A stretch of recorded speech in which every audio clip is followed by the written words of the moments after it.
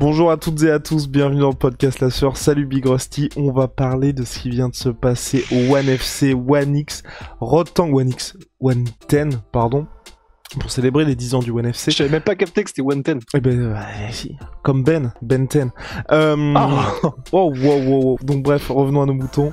Rotang Dimitrius Johnson, c'était 4 rounds, 3 minutes par round, et on alternait Muay Thai MMA, et on commençait par le Muay Thai, donc vous le savez très bien, on avait très peur pour Dimitrius Johnson. Je le kiffe encore plus, Avant ce combat-là, j'avais énormément de respect pour lui, évidemment, qui ne peut pas avoir de respect pour Dimitrius Johnson, mais j'avais vraiment peur, j'étais en train de me dire, bon, c'est stylé, en plus qu'il a envie d'avoir des nouveaux challenges à ce moment-là de sa carrière, mais là j'étais en mode, ok, faut quand même que tu survives 3 minutes contre Rod fucking Tang. Et j'avais trop peur. Parce que oui, une fois qu'il arrivait à survivre à ces 3 minutes, il y avait toute l'attitude possible pour aller en MMA. Mais bon, c'était ces 3 minutes qui me faisaient peur. Et wow, générique Big Rusty. Soit.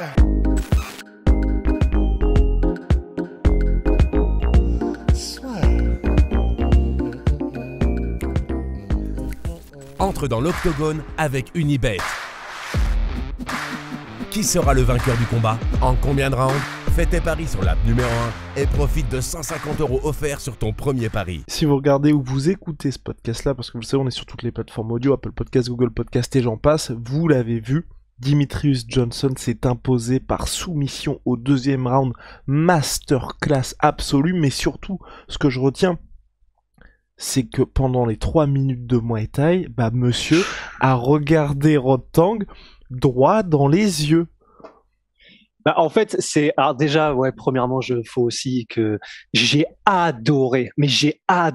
En fait, le concept de ce combat, on était chaud de toute façon, mais de le voir, en fait, je sais pas comment dire. En fait, j'ai ressenti une excitation que j'avais pas ressentie depuis longtemps en regardant un combat, en fait. Parce que on peut pas dire de MMA parce que c'est les deux, mais c'était tellement unique et surtout, on va y venir sur le moment où ça a switché en MMA. J'ai trop kiffé. Mais en gros, c'est vrai que ce qui était ouf, c'est que il l'a dit après que le combat se soit terminé, DJ, et oui, il est trop stylé, mais là, en plus, il avait une barre encore plus longue que d'habitude. Mais là, et ça ajoute des points prestige, faut le dire. Ah ben voilà, en fait, mais parce que en fait, dans ma tête, c'est Kratos, en fait. Donc, quand quelqu'un ressemble à Kratos, je trouve ça stylé. Et en gros, il l'a dit après avoir gagné ce combat, après la soumission, en anglais, he's not gonna bully me. I want to fight. Et en gros, ça veut dire que pendant le camp d'entraînement, ont été évoquées en gros des stratégies pour vraiment essayer d'éviter, d'échapper, d'enfuir, de s'enfuir de l'étau des mains de Rotang. Bon, c'était quand même le but. Le but, c'était pas non plus d'avancer sur Rotang parce que sinon t'es littéralement mort. Mais en Muay Thai en tout cas. Mais il était en mode ok, je vais pas non plus faire n'importe quoi, mais je veux pas non plus me défiler. Et ça s'est senti parce qu'il n'était pas en mode courir pour échapper à Rotang. Il reculait parce que, évidemment, il s'est fait cadrer par Rotang parce que son but, c'était quand même aussi d'essayer de se faire frapper le moins possible. Mais à aucun moment, il a refusé les échanges. Et même, il y a des moments où il a réussi à placer des combinaisons. Mettre KO Rotang, je pense que c'est chaud parce qu'il est encore très jeune et même si son menton va forcément s'effriter de plus en plus avec l'âge, là il est vraiment genre au top du pop, c'est compliqué. Mais il a quand même claqué quelques bonnes combinaisons, il y a quelques kicks qui sont passés, quelques combinaisons en anglaise aussi. Bon, mais c'est juste, c'est tellement stylé en fait que c'est vraiment, mais c'est tellement une mentalité de guerrier de décider ça, tu sais. Ok, c'est Rotang, c'est le mec le plus flippant du Muay Thai en ce moment dans la catégorie et même en général, je pense pound for pound si on veut faire un truc comme ça. Ok, il est connu pour frapper, mais c'est même plus des frappes là qu'il envoie, c'est des trucs, mais c'est nucléaire Rotang. Mais quand même, je vais décider d'y aller et d'essayer de voir ce que je peux faire en restant face à lui.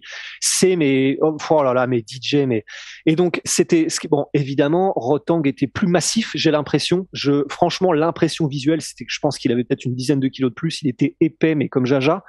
Mais néanmoins, même si les combinaisons de Rotang faisaient beaucoup plus mal, et puis que c'est son métier, donc au niveau du sens du timing, au niveau des ouvertures, au niveau de la mécanique de frappe sur les kicks, forcément, il a un avantage qui est monstrueux.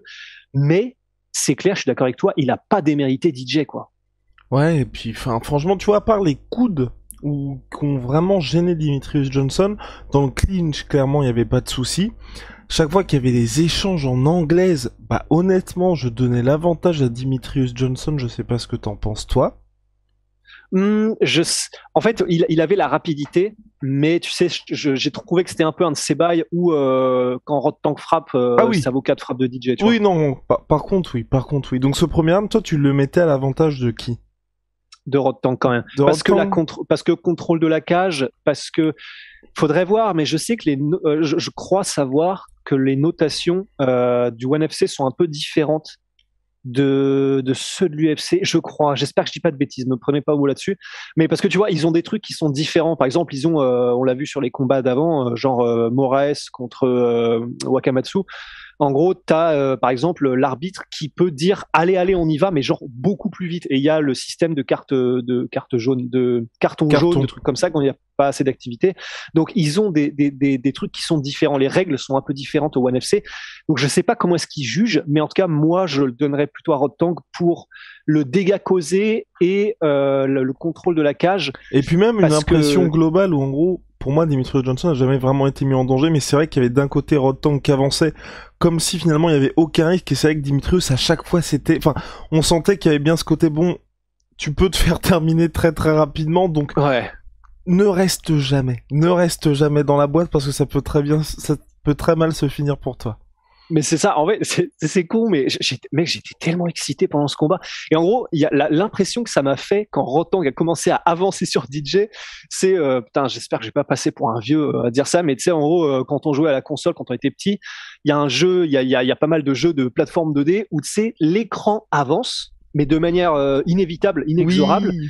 Et en gros, toi, t'es obligé de passer tous les obstacles, et si à un moment donné, tu te fais coincer et que t'arrives pas, machin, et bah, en fait, tu meurs parce que l'écran avance. C'est ça. Bah là, j'avais l'impression qu'en gros, voilà, il fallait que DJ il touche pas l'écran parce que sinon terminé, tu vois. Et c'est ce concept, parce que c'est un concept du coup de faire Muay Thai, MMA, des rounds différents et tout, mais et donc c'était avec des gants de MMA aussi, donc Muay Thai avec des gants de MMA, affronter Rod Tank en Muay Thai avec des gants de MMA, c'est fallait se lever motivé quand même pour DJ, mais vraiment ouais voilà, du coup je le mettais aussi à Rod Tank. Mais et surtout, alors tu vas me dire si c'était pareil pour toi et vous nous direz aussi, parce que vraiment j'ai envie de savoir si les gens étaient aussi excités que je l'étais et que je crois que tu l'étais aussi. Mais surtout ce que j'ai trop kiffé, c'est le round se termine de Muay Thai, donc tout le monde est en mode waouh, il a survécu. Enfin tu sais déjà c'est tellement unique. Et après, le round de MMA commence, et là, mais radicalement différent. Rod Tank est en mode berserker, tu le vois reculer en mode ok. Il commence à kicker en ligne basse pour essayer de maintenir à distance DJ. Et là, en gros, tu sais, comme dans les films, la peur change de camp, tu vois. Et c'était tellement stylé. Et du coup, bah là, c'est DJ qui a commencé à se mettre en chasse. Bah, c'était qu'une question de temps. Enfin, il fallait quand même pas se faire choper, tu vois, parce que de la même manière que Rod Tank était tellement décontracté en Muay Thai qu'il pouvait se faire choper aussi, bah, c'était pareil pour DJ, tu vois. Il suffit qu'il soit tellement en mode, de toute façon, je vais le plier. Bah, il ne set up pas correctement un takedown, ou il y va pas comme il faut. Et il a quand même été patient en plus. Et il a été patient, mais sauf que quand c'est arrivé, fin de ces genres téléportation dans le dos de Rod Tank, en 3 secondes, il était dans le dos en position étranglement arrière. Et alors, respect quand même à Rod Tank, parce que tu sais, ça fait partie de ces gens, tu te dis, tu sais pas comment est-ce que leur corps est fait, mais il a quand même résisté à une soumission de DJ pendant je sais pas combien de secondes. Elle était verrouillée. Je sais pas par où passent les voies respiratoires de Rod Tank. Ah, quoique non, parce que là c'était sanguin en plus. Mais je sais pas par où passent genre les artères de Rod Tank, mais il y a un problème, c'est pas possible. Et il a résisté peut-être, je sais pas, pendant 10 secondes, un truc comme ça. Et heureusement, heureusement pas du tout, non, mais lors par contre de la deuxième salve, en gros, il a réajusté, Rod Tank a remis les mains repoussées, mais DJ s'est remis immédiatement. Et en revanche, lors de la deuxième, la deuxième vague de soumission, la deuxième vague d'étranglement arrière de DJ, là, il s'est fait endormir. Mais ouais, vraiment, c'était incroyable. J'ai rarement autant kiffé un événement. Enfin, tu sais, un combat comme ça, je sais pas, c'était incroyable, quoi. Validé par Big Rusty, cette expérience du ONE FC. Je te propose qu'on se quitte en bons amis, comme à chaque fois. En tout cas, merci au ONE FC de nous avoir proposé ce combat. On espère qu'il y aura de nouveaux essais, parce que c'était très concluant de notre côté. Vous le savez, big shout out à my sweet pea. My sweet protein. En 38% sur tout my protein avec le code la sueur. Venom, sponsor de l'UFC, sponsor de la sueur. Big Rusty, see ya.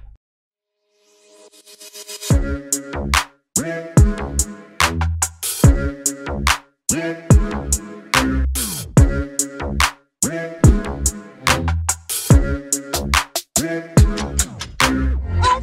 come and